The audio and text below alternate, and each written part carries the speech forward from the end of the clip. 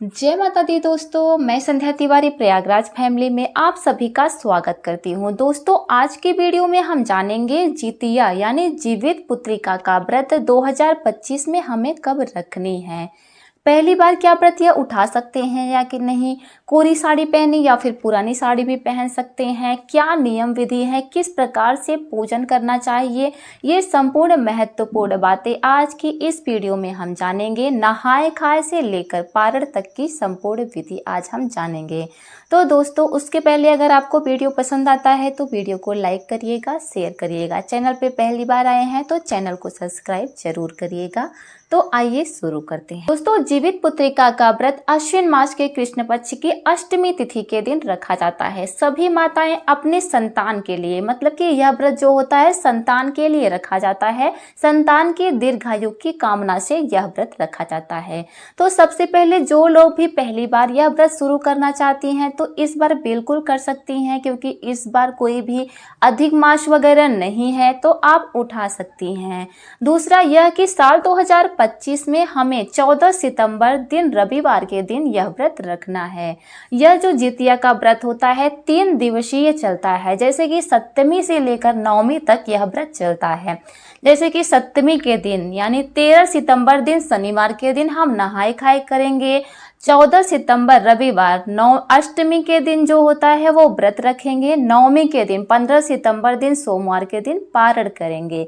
तो 3 दिनों का यह नियम होता है। 3 दिनों तक हम इन नियमों का पालन करते हैं। दोस्तों, जितिया व्रत रखने से पहले सप्तमी तिथि में यानी कि 13 सितंबर दिन शनिवार के दिन हम नहाए खाए करेंगे, बाल धोकर हम स्नान करेंगे। उसके बाद शुद्ध सात्विक भोजन करेंगे। शुद्ध सात्विक भोजन में लहसुन प्याज का जैसे नहीं खाएंगे, मूली हो गया, बैगन हो गया, मसूर की दाल हो गई, ये सभी चीजें नहीं खानी चाहिए। मतलब शुद्ध सात्विक भोजन खा के ही हम व्रत रखते हैं।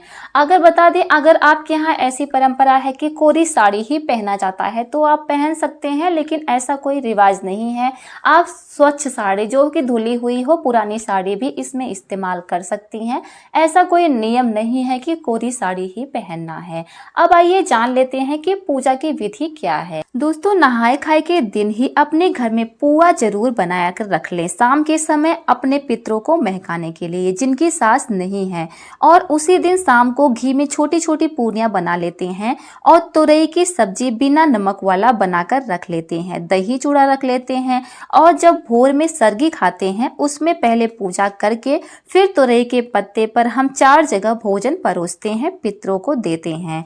सरगी में आपके यहाँ जैसी परंपरा है आप उसके अनुसार खा सकते हैं। इस दिन सुबह उठकर स्नान आदि करने के बाद पूजा पाठ खुले आसमान में करना होता है, ताकि पशु पक्षी जो होते हैं, पक्षी होते हैं, इसको आकर खा सके। फिर सरगी खाया जाता है।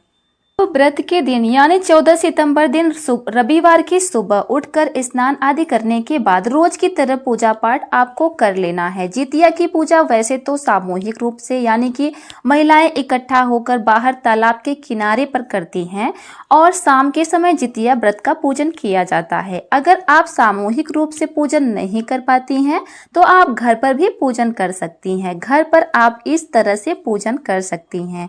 पूजा स्थल को अच्छे से साफ करके गंगा जल डालकर फिर पवित्र कर ले। फिर चाहे तो चौकी लगाकर कर ले या फिर ऐसे भी लाल कपड़ा या पीला वस्त्र बिछाकर थोड़े से चावल रखेंगे कपड़े के ऊपर, उस पर कलश की स्थापना करेंगे। कलश को जल से भर लेंगे, उसके अंदर सुपारी, सिक्का, अक्षत और फूल डाल देंगे। उसके ऊपर आम के पत्ते लगा देंगे, फिर पत्तों पर तिलक कर देंगे। देखिए, अगर आपके पास कुसा है तो इससे जीमूत वाहन जी बनाए जाते हैं। कुसा का पुतला बनाकर कलश में रख देते हैं। अगर घर पर पूजा करते हैं तो इसी तरह से करते हैं।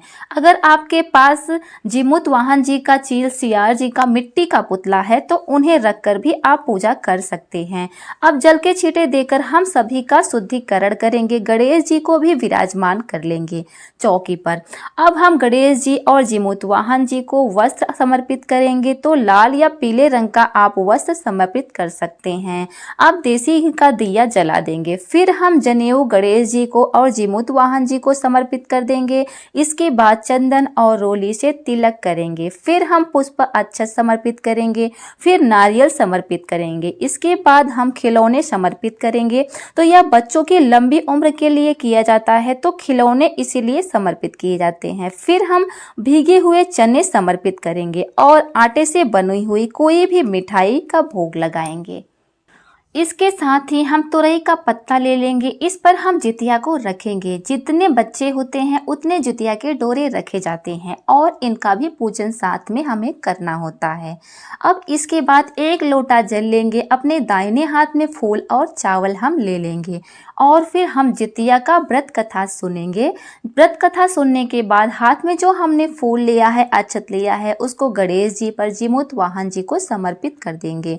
फिर धूप दीप दिखाकर आरती करेंगे। फिर आरती करने के बाद हाथ जोड़कर पूजा में रही कमियों के लिए क्षमा याचना करेंगे और अपने बच्चों की लंबी उम्र और उनकी सफलता के लिए जीमूत वाहन जी से प्रार्थना करेंगे।